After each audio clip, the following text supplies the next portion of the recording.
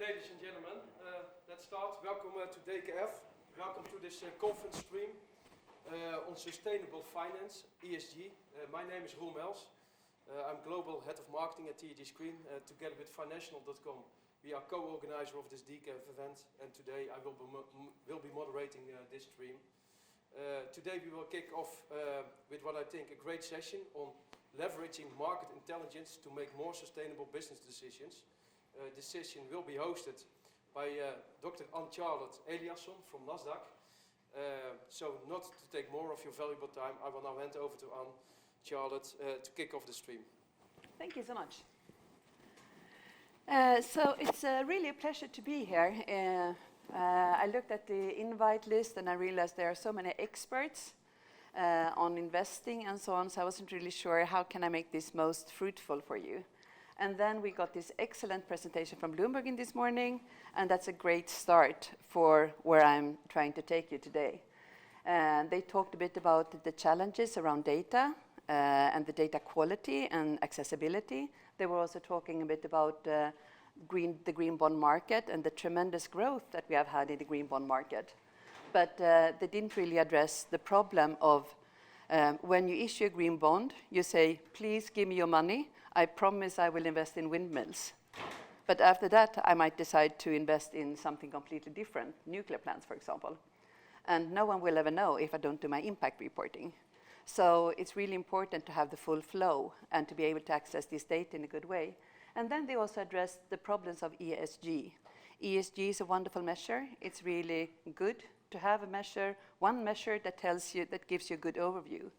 The problem with this measure is that you need to find out what is important for the different ESG rating firms and why have they decided, what is their strength? Is it really climate thereafter, or is it governance and so on? And does it really align with what you think? And then also Bloomberg showed us on the company level. What I'm trying to show you is that all the way in between as well. So you can look at your own portfolio, you can look compared to the indices, and also how it takes you to the really basic level. So I'm trying to make this really hands-on, because quite often at conferences everything is a really broad message, and it might be difficult to think that, yes, did I get something tangible out of this or not? And that said, I'm very happy for any questions, comments, and no, I don't believe what you say, or is it really like that? Not only for your own sake, but also for the rest of the audience. Because when someone is challenging the speaker, then everyone in the rooms wakes up a bit and it's like, will she be able to answer that? And then we have a much better discussion. So I know we're already short on time, and I will be done by 10:30. So let me start. I think I will do this really quickly. As Bloomberg said in this morning, we have some key market inefficiencies. A few years back, everyone was talking about, does it really make sense to include sustainability and ESG in your investment decisions? And some said that yes, it would be. Nowadays, everyone wants to include it, but then we have the difficulties of data availability, the lack of standardization, and comparability, which I already addressed a bit, and that all taken together gives the whole ESG investment getting quite, not low credibility, but questionable credibility. And that is something that we've been working on a lot at Nasdaq. And it's not a thing that we are really excellent in knowing everything. It's just that we are the middleman. We are the middleman between the issuers and the investors, and everyone is talking to us, and we are trying to address their needs. So traditionally, we have had a key role to uphold certain standards. We are checking the companies that they are really fulfilling their financial requirements when they are listed, both for bonds and for equities. Right now, we are also taking this a step further, looking more into ESG measures, sustainability. We have background within the ESG offerings. And in the Nordics, except for my colleagues, I'm not really sure how many of you that comes from the Nordics, but in the Nordics we have a very vivid investor community they are really eager to discuss everything that is sustainable. So already in 2015, Nasdaq Stockholm introduced, or we launched, a dedicated segment for green bonds. And the reason why we did that was that the investors would like to have the green bond frameworks, the external reviews, and everything gathered in one place. Now that is plain vanilla, and all exchanges are doing that. In 2015, it was completely crazy. And they were like, should we really do this? And the investors said, yes, we want this. And we were like, okay, let's give it a try. So this market has grown tremendously, as have the sustainable market in general. And now lately, we have also launched this. We don't really have this specific segment only in Stockholm any longer. We have it in all the exchanges. We have 8 exchanges in Northern Europe. So all these exchanges have a dedicated segment for sustainable bonds in order for the investors to get the relevant information. We have also launched something called the Green Equity Designation, and that is something where where specific companies can ask for a designation, where they fulfill certain sustainability criteria then they can grade themselves, and we support that by having this designation. Also for the investors to easily find this, and when they find them, they can also look in why we have given them this remark, and if you as an investor agree with this assessment. So transparency, that's really a key word for us. We are trying to do everything as transparent as possible. We don't just say that, oh, look at this very nice ESG measure, or look at our opinion on something. Whatever we do, you can look at it in some detail. I will show you that later. We also believe in efficient markets.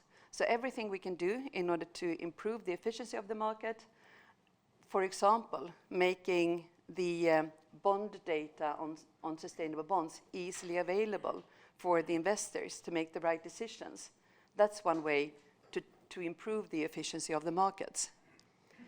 Or to let you see all the steps before you can have an ESG rating. So we are no experts, as I said before. It's like, I don't invest, but you are. And you have your own opinion, and everyone has their opinion. It's like, not everyone likes the same wine, and not everyone it's like everyone has their own view. And I think that's really important. What we can do is to provide you with all the detailed information, or on the level that you would see, on the level of detail that you would like to see it, and then you can just put on your own view on it, and then you can take it from there. We have solutions for both issuers and investors. As I said before, we are the middleman between them, and everyone wants different things. Issuers want easy reporting. They say that, okay, I should do an ESG report. What shall I report? This was like almost like 7-8 years ago. It's like, I would love to do this report. What is really interesting? Same thing for impact. When you're reporting impact as a bond issuer, it's like, what are the ICMA categories? Why should I do this ESG thing? SDG thing. So that's really what we're trying to help everyone with. So let's talk a bit more about market inefficiency, the first one on data availability. You're still very quiet. So I'm not really sure if you are awake or if you just agree with everything I say. No one ever agrees with everything I say. So I guess it's the other thing. But let's continue. So as I quickly or briefly mentioned before, like a few years back, let's say in 2015 and 16, the listed companies on our markets, in particular the mid-segment, they were like, we would really like to do more on ESG. What type of reporting should we do? What is really important? So Nasdaq set up a data portal where all the listed companies could fill in their own data. They knew what to report on, and we had set up different criteria together with experts and the investors. And you can see the criteria here. There are 10 criteria for both environmental issues, for social and for corporate governance, and then we also have something on taxes, because that was something that investors would like to see afterwards. And usually for the large caps, they have full teams doing this, and they are really the experts. For the mid caps and the small caps, it's really good if they can benefit from the others are doing, and that's what we are trying to do. We're trying to making this easy and more standardized to take it one step further. If you're not an investor, if you're not an issuer or rather an investor, it might be the case, this is the coverage, sorry about that, I'm jumping to the next one, that you might want to consume this data instead. So all of this data is available in our ESG data hub, together with a lot of external data. So at Nasdaq, we can have some data, but we also realize that some investors, as I said before, have specific interest. And if they have a specific interest, it might be very difficult for them to find very narrow data sets, and if they find them, it might be difficult to get hold of them. So except for what we are doing when we are collecting the data, we are also having external data sets that we are pushing through in the same data feeds.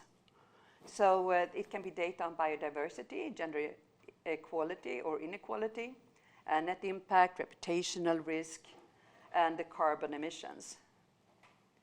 So I'm just trying to look at the time here. It's a combination. And we have partners on these areas that I mentioned before. It's a very, I would just move to the next part if you don't have any specific questions on this. I think that would be of more interest to you. So let's move to the market inefficiency number 2, the lack of standardization. We come to the sustainable bond problem. So as you know, we have been working on sustainable bonds for a very long time. And when you're an issuer of green, social, or sustainable bonds, you usually present these reports. You have usually when you do your bond and you talk with the investors about your green promise, you have a framework. You say, I will invest in a solar farm, and the external review says that, okay, if you invest in the solar farm, it appears to have the impact that I'm expecting, and that's that. And you're selling your bond, and it's several times oversubscribed. You can have a greenium. Everyone is very happy. And then this bond can live forever. But what the investors would like to see more and more often is the allocation report. So how are the funds allocated? After I got my bond 1 year ahead, then we would like to see this allocation report. It's not always reported, but quite often it is. And it's really good to know that if I promise to invest in a solar farm, that I did my investments in the solar farm or windmills. But then we come to the very important part, and that is the impact report. So let's say that I invested happily in both wind and solar, and in my impact report, I need to assess, so what impact did I have from this investment? And everyone says that, oh, wow, windmills and solar farms, that's really excellent.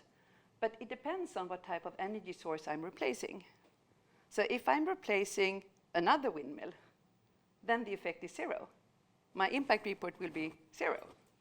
If I'm replacing gas, it's a completely different history, and I will look very good. So what almost no one, except for the investors, are talking about is the impact. Also in this morning presentation, we saw these excellent numbers from Bloomberg showing this extreme growth in sustainable bonds, which is fantastic. But at the same time, everyone is talking about greenwashing. And if you only do this part and this part, and not the other parts, then you're not really sure. Maybe they're doing something fantastic, or maybe they don't. And you will never know unless you have these other reports as well, so you know where the money were invested and what the impact of this investment was. I need to move forward. So what we... Yes, I saw that. Yeah. What we have done, oh, I forgot about that. So all of these lovely reports that can be can be done by the investors and very often are. They are usually done in an unstructured format, PDFs. We are talking about, well, several hundreds of pages. And if you're an investor and you invest in more than one bond, this is extremely time consuming. And most investors are investing in more than one bond, obviously. So what we have done at Nasdaq is that we have standardized this, the framework. So you can get it in the data feed and you can see what is it that this framework is trying to do. Together with the framework, the same with the external review. You can also easily follow up on the allocation report, so how much of these funds have been allocated. If I have 1 billion bond, then I can see like after the first year, 30% has been allocated, and then 60% or something like that. So you can follow how much has been allocated. And we are also requiring all the issues to do this impact report. Then we have the difficulty with issuer. As I said, in 2015, when we started our dedicated segment at Nasdaq, then the issuer said, I don't know what to report on. And one issuer said that I did the best measure ever. And the investor said, oh, but I looked at that measure for like an hour. I'd never understood the purpose of it. So we are trying to be the interpreter between this. So if you're an issuer of sustainable bonds, you can just open up this and without any charges, do the reporting. So we are following the ICMA categories. We're trying to follow all the international standards. If you have a bond in a specific category, then you have certain KPIs that we recommend that you use because that is what is commonly used. You can also look at your peers. So if I'm a real estate company and I haven't reported before, I can look and say that please look at some other real estate companies in my vicinity or that I think I'm almost the same as, and what are they reporting on. And then I can see what they are reporting on and their impact and so on. So it's a learning process. Again, it's like we're focusing on the transparency. We don't say that these are your peers and this is what you should do, but we just give you the choice of looking it up. And then for the investor, all of a sudden the investor can get this data. So you can put in your portfolio, and when you have your portfolio there, you can get an aggregated view on, in my portfolio, how many green buildings, how much, what have my investment done in lowering the carbon dioxide exhausts in the world, how much wastewater, and how many people have benefited from the social bonds that I have invested in, and so on. So you get that, and you can also look into which bonds has made the largest impact, and so on. So you can go looking for that. We also have the SDGs covering this, so it's not only the KPIs and the certain specific criteria. And I'm soon late. So this is just an example. Nasdaq is a global company, and the Nasdaq Sustainable Bond Network and everyone who is investing in bonds is usually doing it on a global level. And therefore, we have a very good and very active advisory board that is telling like, oh, good that you did that, but now you have to do this and this and this as well. So we are trying to keep up with their views on what we should do. And also, I'm always interested if, when you heard me talk about this, if you reach out to me afterwards, say like, why did you do this? Because we want to do something that is usable for the market, that makes sense. So in our advisory board, we have expert organizations, we have issuers, we have investors, and we have dealers, both from Europe, US, and Asia. And this is what you would get as an investor. So you have your portfolio. You can see that, oh, where was this one now? There. So these are the SDGs that I'm invested in. If I'm interested in my SDGs, I can see that, oh, SDG 7 is really big in this portfolio. Or, as I talked about before, the categories, renewable energy is almost 36% of my portfolio. And then I have some statistics around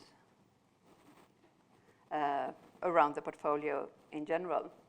We have 100% coverage of the European issuers, and 11,500 bonds. We have approximately 120 active participants, both issuers and investors.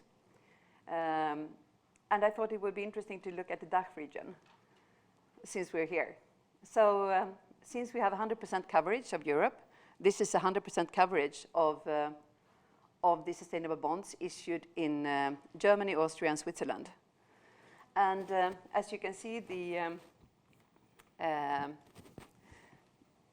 SDG 13 is really strong. It's climate. But what I also wrote down here is that 30% of the outstanding amounts are registered as unallocated. So almost 40% of the bonds that have been issued in Germany hasn't presented what they've done with the money or the impact of them, which is also very interesting. Some of them didn't have the opportunity because you don't report on the first year. But let's say that 20% of them are new bonds, then the other 20% are just someone who issued a bond and never told the investors how they allocated it or what the impact of the bonds are. So I think this is really interesting numbers, and it's something that we don't discuss often enough. When we're talking about these numbers, it's like renewable energy or CO2 avoided. It's like, what does it really say?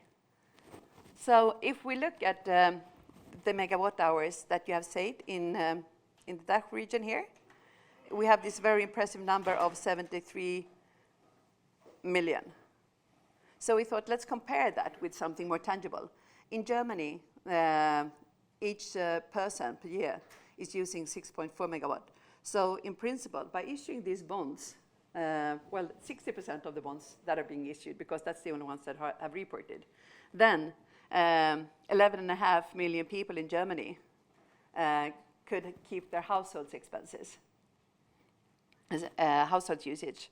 And if we look at the carbon dioxide avoided, it's some 67, 68 million ton, and each car per year is 4.6 ton, and that gives us almost 15 million cars. So the bonds that have been reported have made an impact or are making a change, which I think is really important. Lovely. So very quickly, on the last issue, the ESG ratings. I think you've seen this picture before. It's from MIT Sloan. And it shows how, the discrepancy between the ESG ratings. And it's very difficult because they are looking at different things and are using different data and different methods.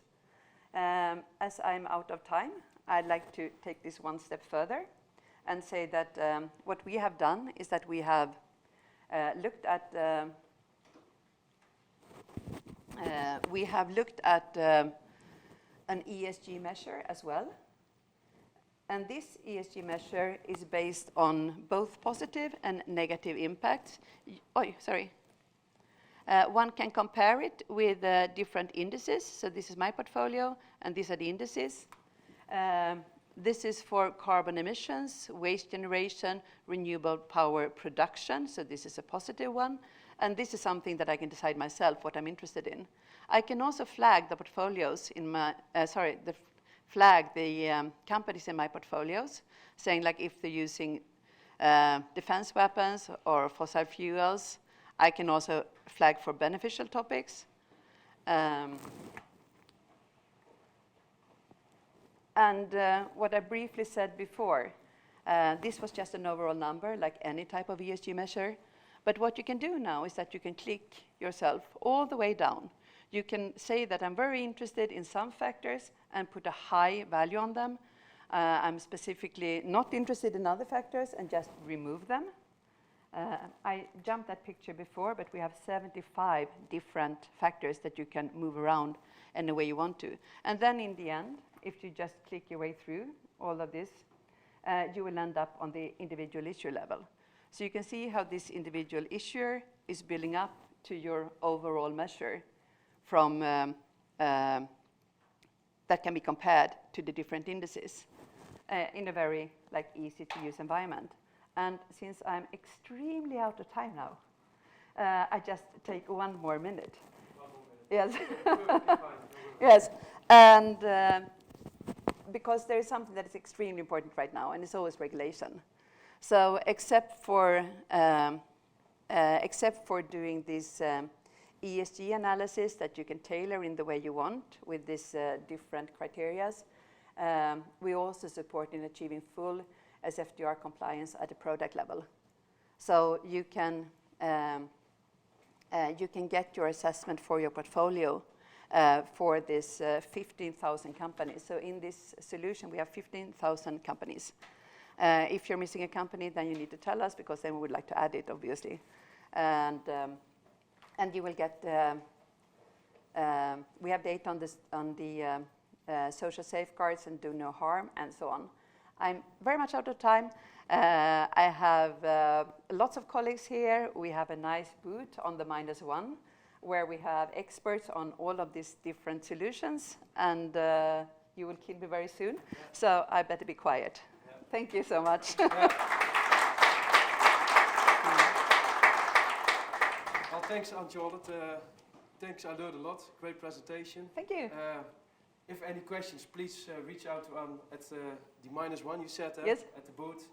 And thanks for your time. I have a little present, but it's still downstairs. Promises, promises. Yeah. Yes. I will deliver that to you shortly. And thanks for your time. And thank you. Great presentation. Super. Thank you so much.